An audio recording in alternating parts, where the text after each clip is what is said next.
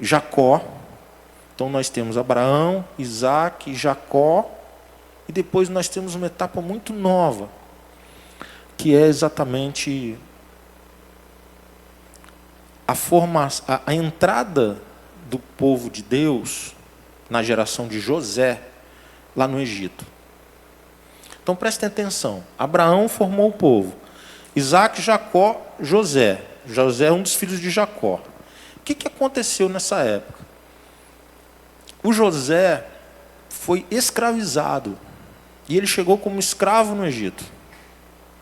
Só que Deus tinha um propósito na vida dele, e o propósito para a vida dele era de que ele fosse bênção para muita gente.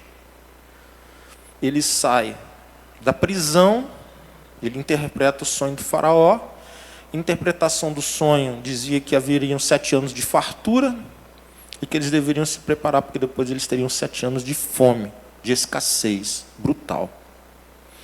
Ele então é colocado, abaixo do faraó era ele.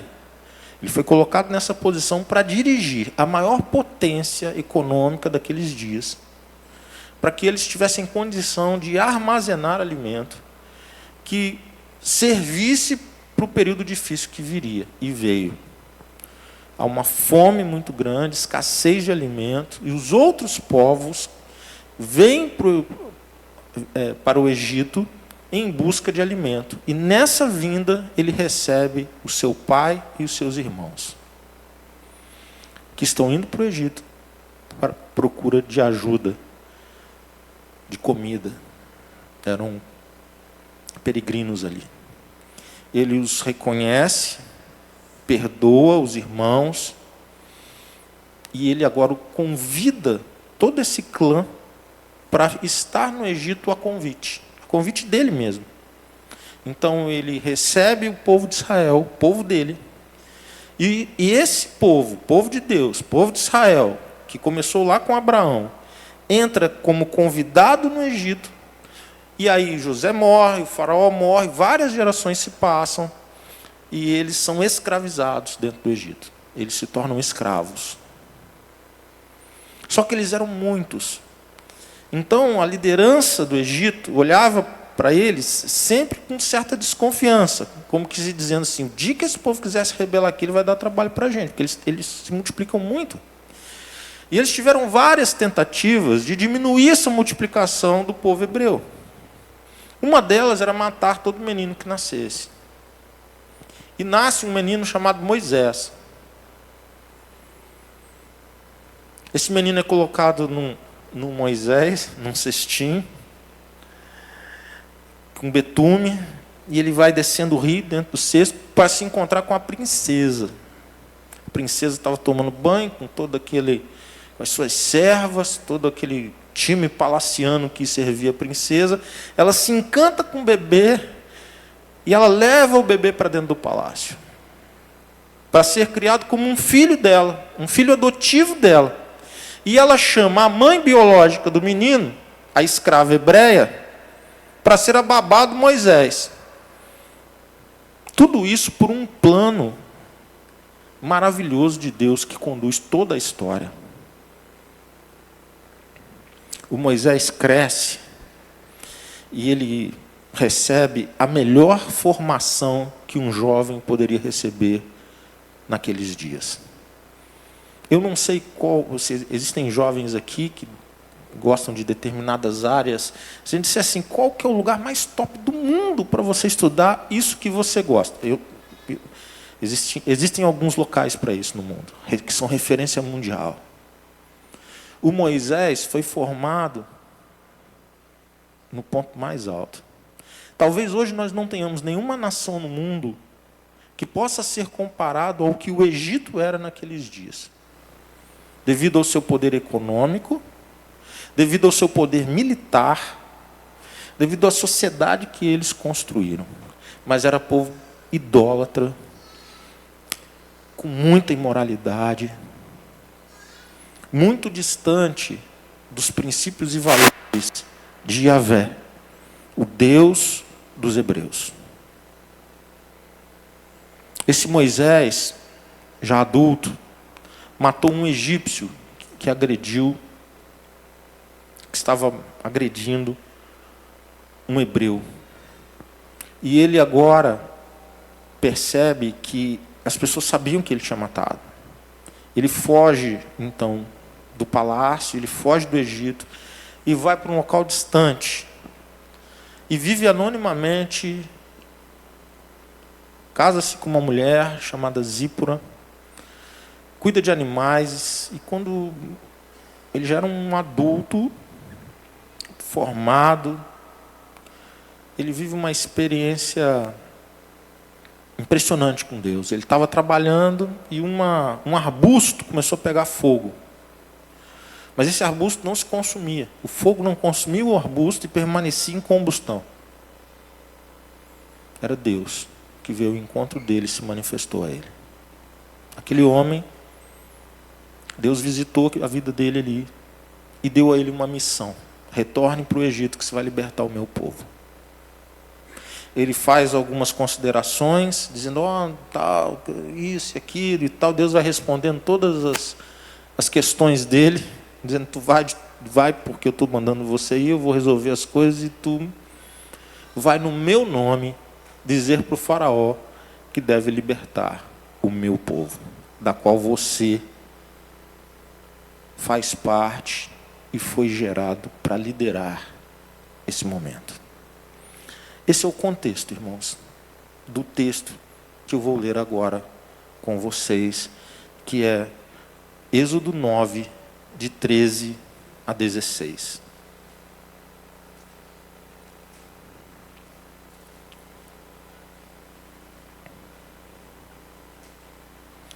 Êxodo 9, de 13 a 16. O texto nos diz assim: o Senhor disse a Moisés, amanhã levante-se cedo, vá até o faraó e diga-lhe, assim diz o Senhor, o Deus dos hebreus, deixe meu povo sair para me adorar.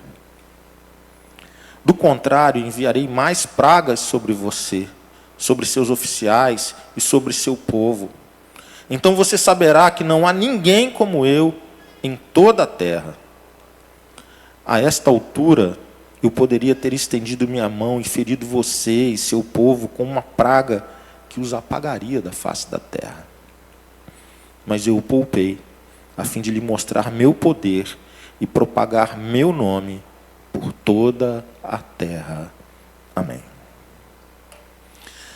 Muitas vezes muitos aqui conhecem essa história da libertação do povo de Israel do Egito. Eles são libertos, eles atravessam o Mar Vermelho, eles caminham no deserto e chegam à Terra Prometida. E poucos são aqueles que conseguem perceber nisso um evento missionário.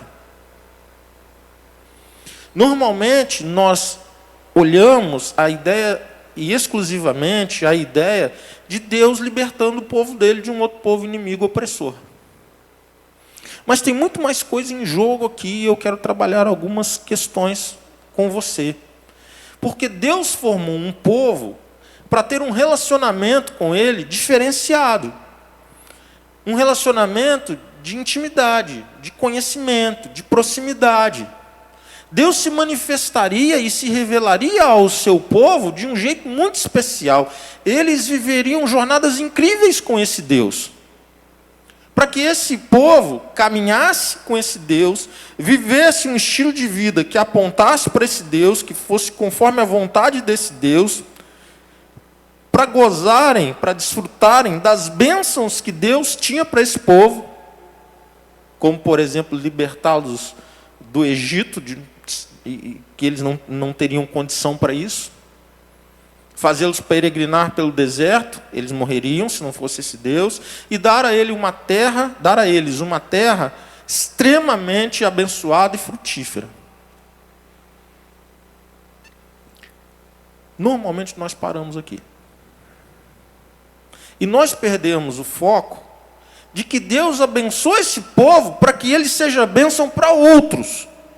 E que o propósito de Deus, quando formou, que é exatamente esse, se mantinha quando ele liberta, e se mantém até hoje. O povo de Deus existe, e ele caminha na terra com a bênção de Deus, com o cuidado de Deus, para ele ser um instrumento de bênção para a sociedade, para os de fora. E esse texto é muito revelador sobre isso. Nós estamos na altura aqui da 7ª praga, esse texto que eu li, que nós lemos juntos agora. E tem algumas revelações, eu quero destacar duas em especial. A primeira está no versículo 13. Olha o que Deus diz para o Moisés. Levante-se cedo, vai até o faraó e diga o quê? Qual era a mensagem? Assim diz o Senhor, o Deus dos hebreus. Deixou bem claro.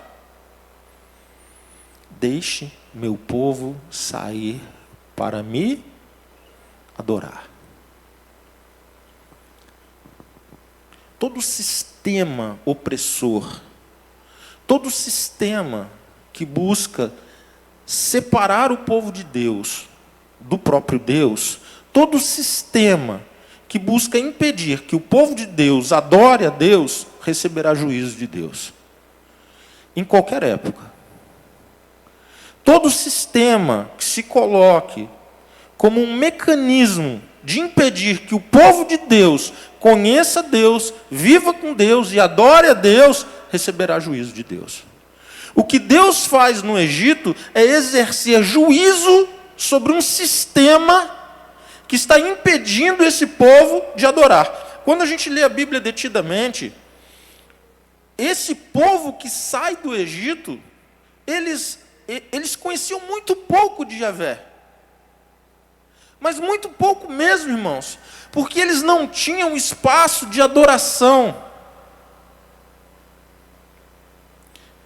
Não é à toa que durante o deserto eles cometem muitas gafes, mesmo tendo vivido experiências incríveis com Deus. Mas eles estão sempre olhando para trás, eles estão sempre olhando o que perderam, eles sentem saudades do tempo anterior, e etc, etc. E basta alguma coisa acontecer, eles já se desviam para a idolatria, que era a marca do Egito.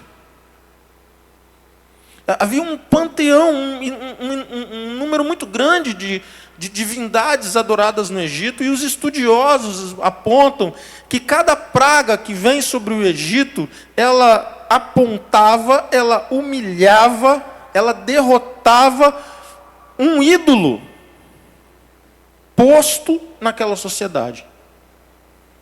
Então é o Deus tal, é o Deus disso, tá bom, então a praga vem na direção, vamos ver se ele aguenta, não aguenta. Aí tá, mas Deus endurece o coração do faraó, ele não deixa o povo ir. Então agora vem uma segunda divindade, vai cair, e a terceira, vai cair, e assim sucessivamente.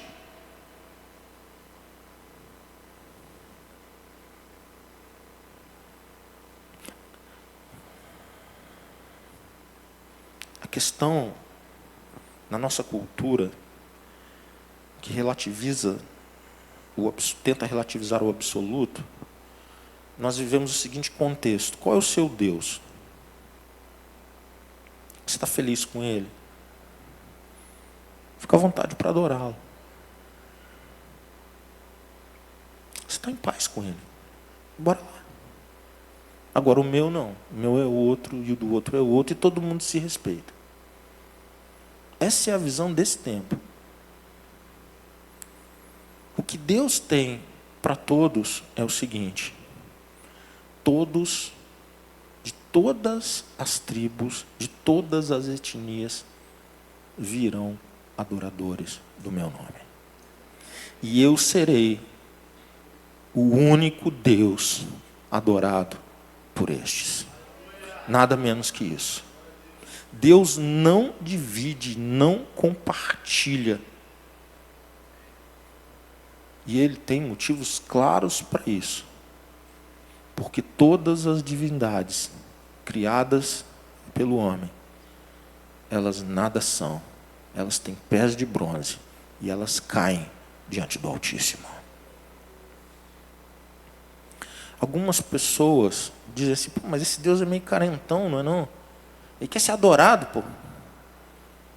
Que Deus carente é esse? Ele precisa de gente buscando, gente exaltando, gente glorificando, gente adorando. Ele não tem muita carência, não. Não é um Deus carentão demais. Toda hora quer biscoito, quer confete.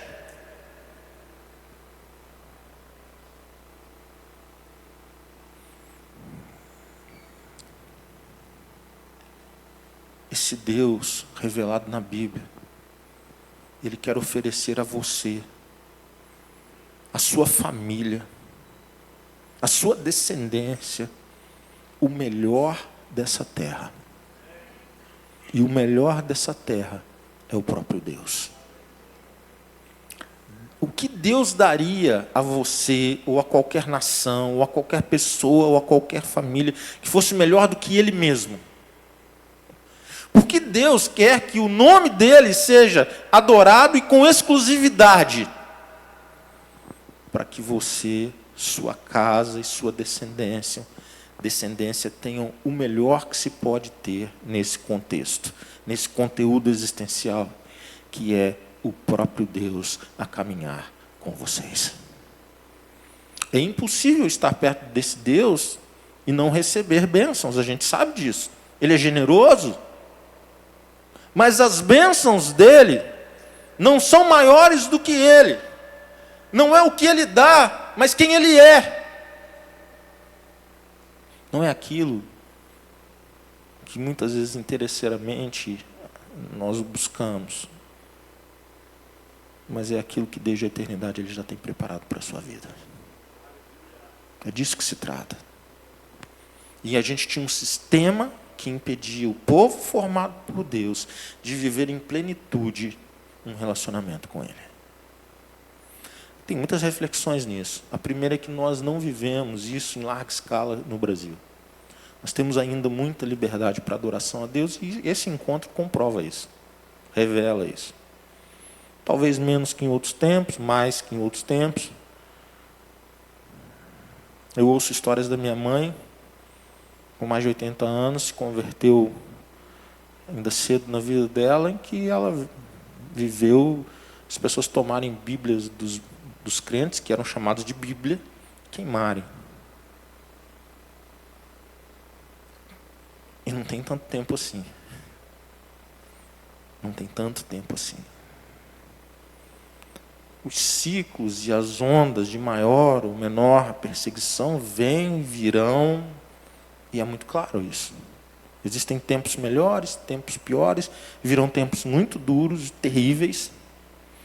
Mas o fato é que esse Deus que liberta o seu povo do Egito tem dado a você absoluta condição de adorá-lo. O que você tem feito com esse privilégio?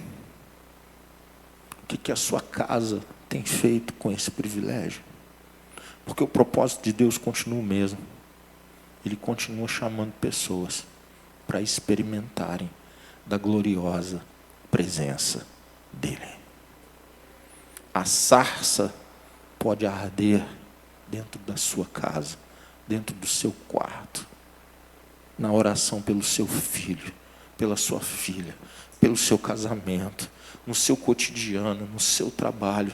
Deus quer se manifestar a você com poder, com autoridade, restaurando o propósito da sua existência.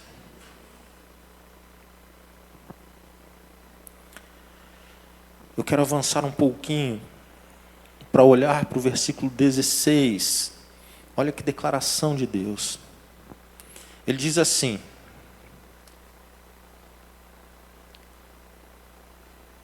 a respeito do povo do Egito: mas eu o poupei a fim de lhe mostrar meu poder e propagar meu nome por toda a terra. Ele poupou Moisés para ir até o Egito. Ele endurece o coração do faraó. Ele já poderia. Essa é uma equação muito simples, irmãos. O que ele fez na a 10ª praga poderia ser a primeira? Poderia. Ele fez 9. Depois fez a 10ª praga. Na 10ª praga eles não aguentam e eles liberam. Depois endurece o coração de novo, tenta perseguir. Mas poderia ter sido a primeira. Deus poderia ter tirado com mão forte desde o início. Agindo Deus, quem impedirá? Mas o propósito de Deus ultrapassava esse pragmatismo de eu vou tirar meu povo daí. Isso não bastava para Deus. O que Deus queria era que o próprio Israel, o próprio povo dele e as demais nações começassem a saber quem ele é. Ele começa a revelar-se às nações com poder, com autoridade. O que Deus queria era que os feitos poderosos dele marcassem o coração do seu povo, mas chegassem às demais nações para que elas soubessem que todo o sistema idólatra do Egito, todo o sistema opressor do Egito, cairia por uma única mão e por um único poder, o poder do Deus dos hebreus. Através das 10 pragas, Deus julgou as divindades egípcias, uma a uma. Ele queria que o mundo visse uma multidão de escravos, sem armas, marchando para adorar a Deus. E o que é a saída para o deserto, se não isso? Um grupo de escravos, sem arma alguma, levando a riqueza do opressor, da maior nação daqueles dias, caminhando para a adoração a esse Deus que os libertou. Essa é a história que Deus queria que fosse contada. Eles não foram liberados pela boa vontade ou pela misericórdia do faraó, porque ele não era misericordioso.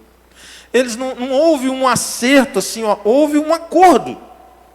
Houve uma reunião, os diplomatas hebreus se reuniram com os diplomatas egípcios, eles fizeram assim vários encontros, e então foi selada a paz, eles fizeram uma minuta, e eles assinaram, então houve concessões de lado a lado para que o povo saísse. Não houve nada disso.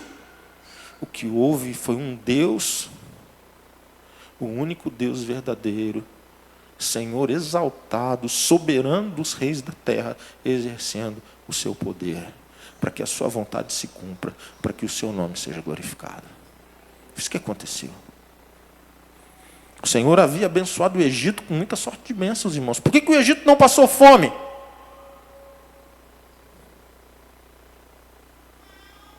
Porque Deus os abençoou com um homem chamado José. E abençoou aquela nação de muitas maneiras. Mas agora era a hora de deixar o povo ir, para que o povo adorasse o seu Deus. Quando Deus abre o Mar Vermelho e todo o povo de Israel passa, todos aqueles escravos vão marchando e adorando a Deus. E depois Deus fecha o Mar Vermelho, o exército fortíssimo, um poder bélico muito grande do Egito é levado pelas águas, e eles agora vão glorificar a esse Deus. E eu quero compartilhar um outro texto com vocês, já depois que eles atravessam o Mar Vermelho. Veja como é que está o clima do povo. Agora nós temos o capítulo 15, o versículo 14. O que eu quero responder para você é o seguinte: Deus queria que o nome dele fosse glorificado, exaltado entre outras nações. Será que funcionou? Será que deu certo? Será que Deus se tornou grande entre as nações? Qual foi o impacto nas nações? Esse texto começa a responder para nós. Dá uma olhada. Depois de atravessarem o Mar Vermelho, Êxodo 15, 14. Os povos ouvem e estremecem. A angústia se apodera dos que vivem na Filístia.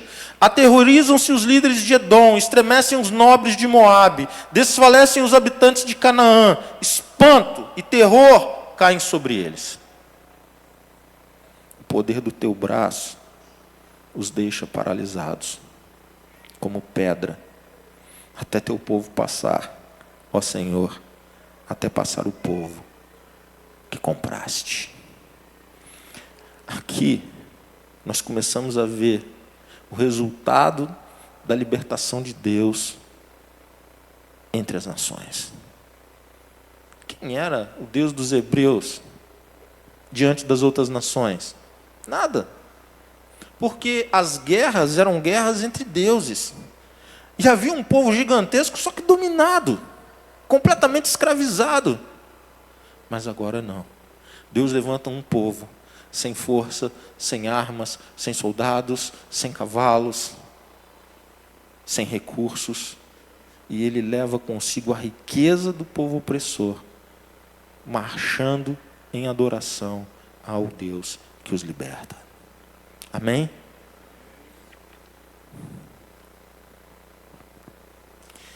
Eu quero compartilhar um ponto com vocês, ele é importante para mim.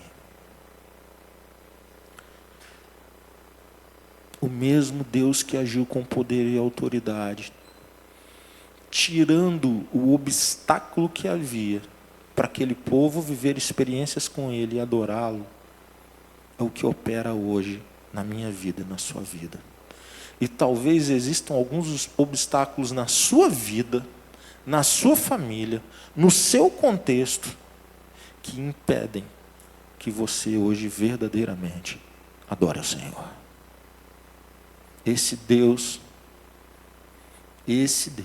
é o mesmo Deus que agiu lá atrás, que pode agir na sua vida, na sua família, na sua casa, destruindo por completo aquilo que hoje impede uma adoração verdadeira, uma adoração sincera, uma adoração alegre, uma adoração festiva. Você imagina como é que estava o povo de Israel quando... Se os outros povos estavam assim, com o coração desse jeito, você imagina o povo de Israel como é que não estava. Depois que eles atravessam e vem o exército egípcio ser levado pelas águas. Eles entoaram um cântico. Esse cântico dizia assim: cantarei ao Senhor, pois Ele triunfou gloriosamente. Lançou no mar o cavalo e seu cavaleiro. O Senhor é a minha força, a minha canção. Ele é o meu Salvador. É o meu Deus, e eu o louvarei. É o Deus do meu Pai, e eu o exaltarei. Deus tinha dito: liberta meu povo, porque meu povo vai me adorar no deserto. Talvez você esteja passando o seu deserto hoje aqui, e eu quero te desafiar a adorar a Deus no deserto. Você tem todos os motivos para isso, e o deserto não é para sempre na sua vida. Mas eu quero destacar um outro ponto ainda. Você conhece, talvez, conhece não é a palavra, eu usei isso de manhã também. Você já deve ter ouvido a história do sogro de Moisés. O nome dele é Jetro. Moisés sai fugido do Egito, e ele se casa com uma mulher, e o nome do pai da mulher é Jetro. E esse Jetro, ele era um sacerdote da religião da sua localidade. Vou colocar dessa forma. Ele era um líder religioso, mas ele não era do povo de Deus. Ele não era hebreu. Então ele era um líder religioso que não adorava Yahvé. Há um testemunho muito especial, uma fala muito especial do Jetro, lá em Êxodo 18, 11. Olha só o que o texto diz. É o Jetro, sogro de Moisés, dizendo.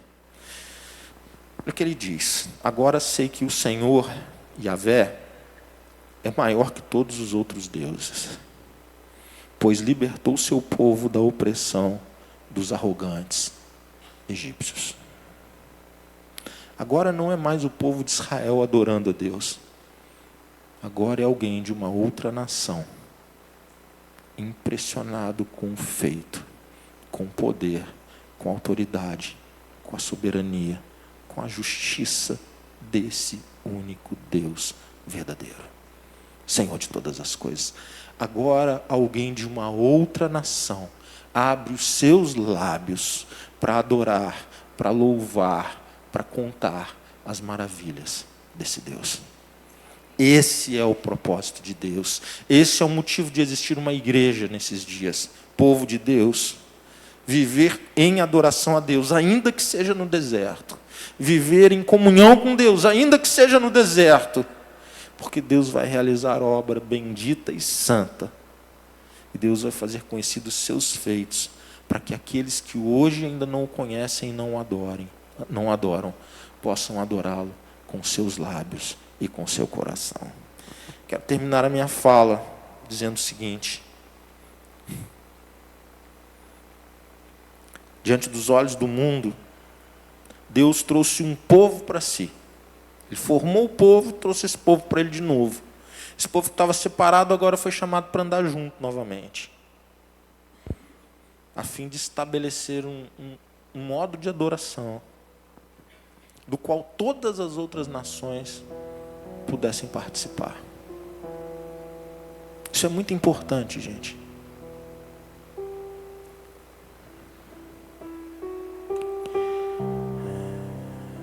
O evangelho da salvação, ele é supracultural. Vou dar o exemplo do próprio povo judeu. Um judeu, quando se converte ao Senhor Jesus, ele não precisa de parar de circuncidar o filho. Porque isso é um traço da cultura dele, do povo dele. Mas ele saberá que a circuncisão da salvação é no coração. Um judeu, quando se converte, ele pode guardar festas da cultura dele, sabendo que o Deus que o salvou é o Deus da colheita.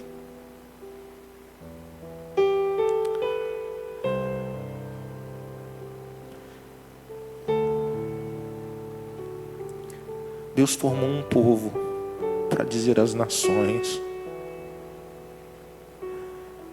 eu não abro mão de vocês, de todas as tribos, povos e raças, muitos virão me adorar.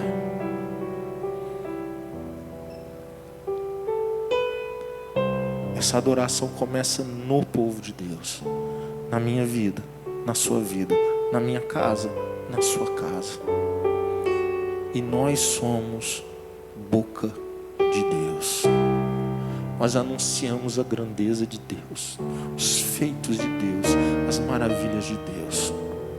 Havia uma mulher, quero terminar com essa história. Essa mulher era prostituta, tinha uma vida imoral. Mas Deus tinha um plano para ela. E um plano para ela que transcendia a ponto dela fazer parte da genealogia de Jesus. Qual é o nome dela? Raabe. Quando os espias vão lá e sobem os muros e tem essa conversa com Raabe, a Raabe sabe muita coisa a respeito do Deus dos hebreus.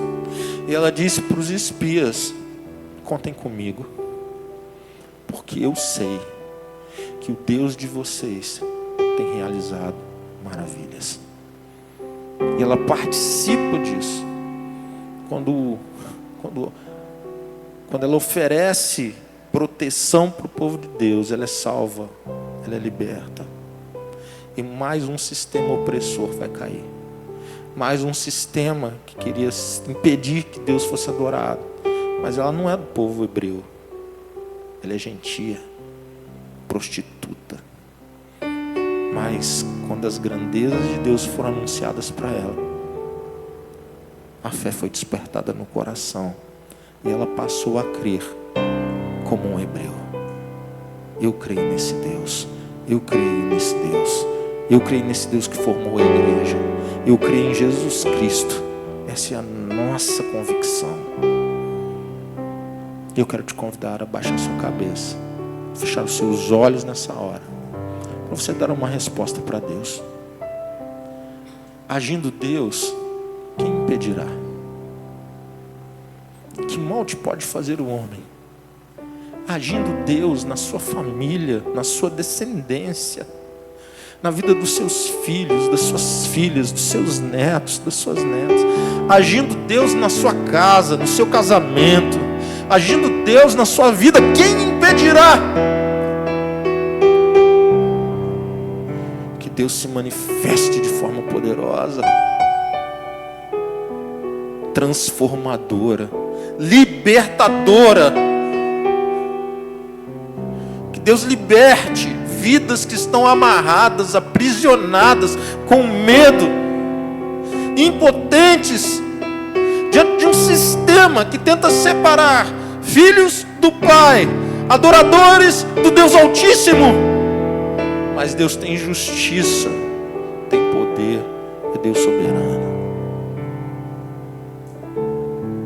A glória é toda dele, a honra é toda dele. E um dia ele reunirá todos os adoradores de todos os tempos, de todos os lugares, diante dele. O grande dia, o grande festivo dia. De todas as nações virão e adorarão diante do Cordeiro que foi morto, mas reviveu, vivo está. Senhor Deus, muito obrigado pela tua palavra. Muito obrigado porque a glória do Senhor se manifestou na libertação do teu próprio povo, Deus. Muito obrigado, Deus, porque um dia o Senhor nos chamou para fazer parte do teu povo. E perdoa-nos, Deus, por cada vez que nós vivemos essa vida sem a perspectiva de que nós existimos para falar das tuas maravilhas, para falar da tua grandeza, do teu amor, do teu perdão, da tua graça. Todas as vezes que nós nos calamos, Deus, tendo liberdade para falar, todas as vezes que nós deixamos de adorar, porque nós preferimos murmurar, reclamar, maldizer, perdoa-nos, Deus. Perdoa-nos, Deus.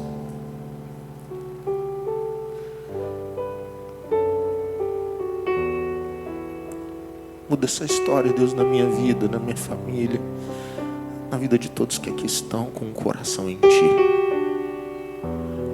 Proclamemos, Deus, com alegria e com coragem quem Tu és, a esperança da glória.